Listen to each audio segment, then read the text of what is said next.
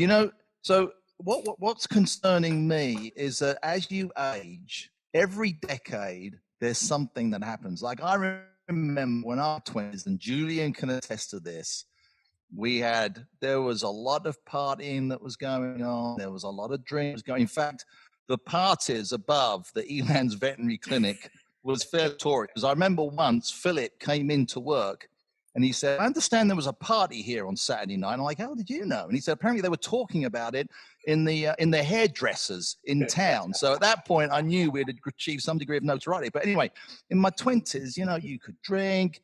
I used to smoke. And then in your 30s, you know, that has to kind of be curtailed. And then you hit 40s, and now you have to be careful about what you eat and, you know, and stuff like that. And so I'm convinced the reason why people die is basically because people take away all the pleasures in life, and there's nothing worth living for at that point. And so you might as well just pop off. But it's true. It's like a man who goes to the doctor and he says, if I give up wine, women, and song, will I live longer? And the doctor says, well, yeah, exactly right. Like so, you know, and I knew I was middle-aged when I think it was about 10 years ago, I was about 40, and I sneezed in front of the bathroom mirror and put my back out for 2 days. And at that point, I realized that middle age is when I'm truly here. So anyway. Have you given up the motorbike, Steve? We're on the way out, aren't we, really? Let's face it. Well, actually, I haven't. I didn't acquire another motorbike when I came over to the States. Came over in 2001. Left the bike in the UK. Sold the bike, and the reason being is because they'd make me take another test again. So I know, you know, at that point, I don't know. I just thought maybe not. I was getting to I'm more fearful. As you get older, I become more fearful of my own mortality. When I was in my 20s, it was like, yay, off we go. We'll bounce. It doesn't matter. But now I find I don't bounce anywhere near as much as I used to, right?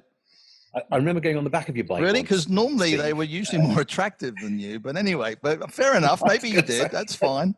Presumably, because I had hair then, you let me. Maybe.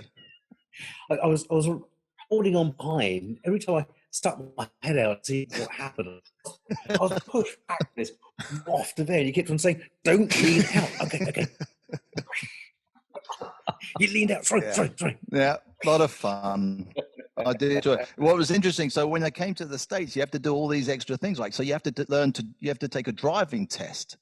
And, you know, which is fair enough, but the DMV is notorious for being slow and very inefficient. But I remember I went and did the theory, and they said, right, you got to go outside of driving, you know, a practical driving test. So I was like, okay.